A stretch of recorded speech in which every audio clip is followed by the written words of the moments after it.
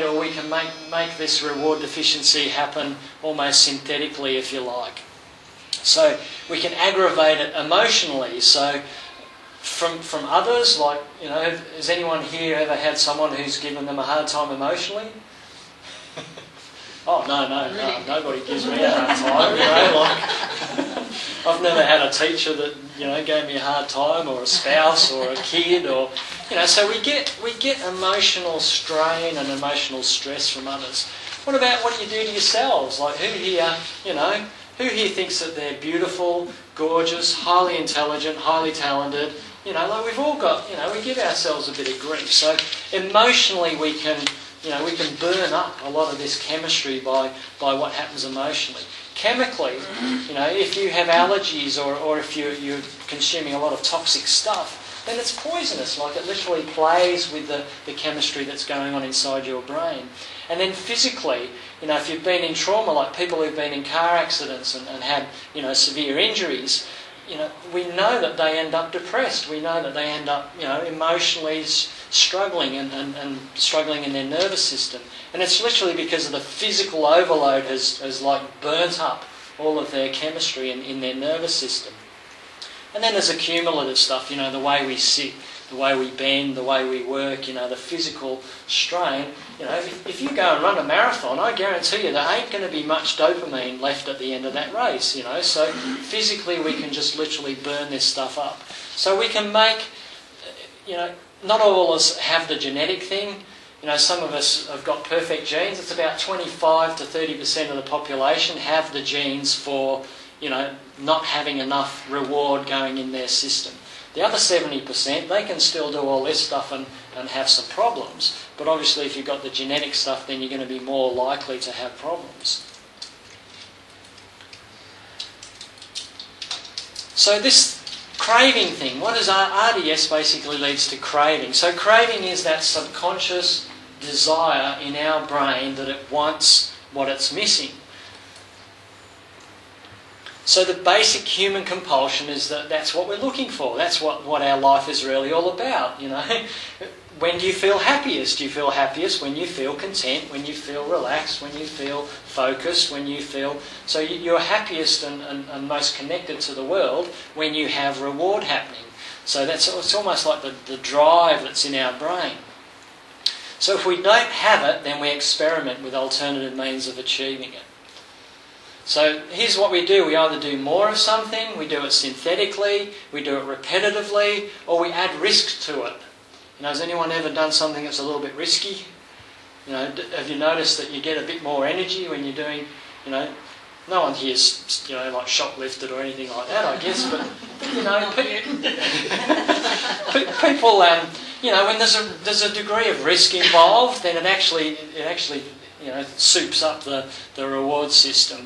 Or we do something more. So, you know, when we see kids with ADHD and we think, you know, that kid's doing the same thing over and over again, and he's really annoying me with his repetitive vocalisations and whatever, you know, we do it more, we do it repetitively. And synthetic is that, you know, we find that caffeine does the job for us, or we find that sugar does the job for us, or we find we get a bit of a buzz when we have a cigarette. You know, we find ways of synthetically supplementing it. So in terms of where this can lead, like the worst case scenario is this thing called self-medication, as we mentioned before, and that can go from use. So, you know, you could go to a party or a social event, have a few drinks, maybe have a little bit of too much of drink, you're a little bit silly, you laugh too much, you know, but the next time you go out you don't have to have a drink, you know, because you don't feel like it that week, or you don't want to have one, or you've got to drive, or, you know, so you don't need it, but you might occasionally use it. The difference between use and abuse is this concept of compulsiveness. So once your brain figures out that, hey, last time I had a drink, or last time I had a big bar of chocolate, or last time I had a cigarette, I felt a bit better. So what are you going to do? You're going to do it again. So, but when it becomes like a conscious thing that you're thinking, geez, I can't wait till Friday night, I can go and get a few beers and, you know, put myself out of misery and blow myself off and, you know, like get high or whatever it is that you're kind of So there's this compulsion inside of you where you're wanting that thing instead of wanting natural reward. And then when that gets to its worst state is that when we get to addiction, it has negative consequences attached to it. So now you're missing work 2 or 3 days of the week because you're hungover, or now you're stealing from the family to get enough money to go and buy some more stimulants, or there's negative consequences that are attached to your behaviours. And that's when you're an addict, is when you're literally continuing to do these things even though you're ruining your life and probably ruining the family's life around you too. So that's the potential, like the worst case scenario if we self-medicate and if we don't find better strategies. So as we said, the results of this RDS it can be depression or anxiety, can be manifested there. The 5 addictions, so there's different categories which are all their own areas. So there's chemicals, work, sex, gambling, food. So they're all different areas and we don't have time to get into those specifically. There's the impulsive and compulsive disorders, so anorexia, bulimia, eating disorders, etc., etc. And then ADHD is a manifestation of someone who's got reward deficiency syndrome. So here's probably where I start to come into the picture, because for most of this talk so far, it's like we're talking about the brain, but it's actually much bigger than that. So these chemicals that we're talking about are densest in the limbic system of the brain, which is like the central core of your brain.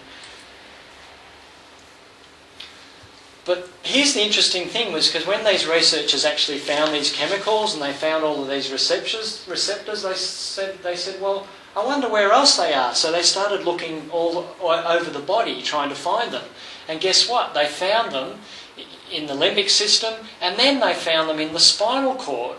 So the most concentrated section of this stuff is in your brain. The second most concentrated area of this stuff is in your spinal cord. The third most concentrated area of this stuff is in your immune system. Okay, so it's literally like there's a connection in this whole system through your brain to your spinal cord to your immune system. So they found direct connections between every single level of your spine directly into the limbic system. So that's why when you go for a walk or when you go for a jog, you're moving your spine, and guess what? It starts to push the chemicals up towards your brain. They get to the brain and you feel good. You've got endorphins and dopamine going. If you go to a chiropractor and they adjust the areas of your spine that have become locked and out of alignment, then guess what? All of a sudden that information and those chemicals start flowing again back up to your brain. So here's what this led these researchers to claim. Who knows where their subconscious is? Do you know what I mean when I'm talking about subconscious? Like it's what's going on underneath you without you really being aware of it. They actually said that it was subconscious is in the spinal cord and even lower. And it extends down into your immune system, your T cells, which is the part of your immune system that kills all of the bad stuff in your body. And then back up. So literally when we talk about your subconscious, it's not in here. It's partly in there, but it's also all the way down through here as well, and perhaps even deeper. So the whole origin of what she was talking about was this dorsal horn of the spinal cord, which is where all the information comes into your spinal cord. So every level of the spine has an intimate relationship with your reward system, with your ability to achieve a state of well-being. So only vertebrates, only animals with spines have this kind of a system. So only vertebrates are able to have like an emotional life, if you like. Animals that don't have this system, they don't express, they don't have any of this same sort of stuff going on.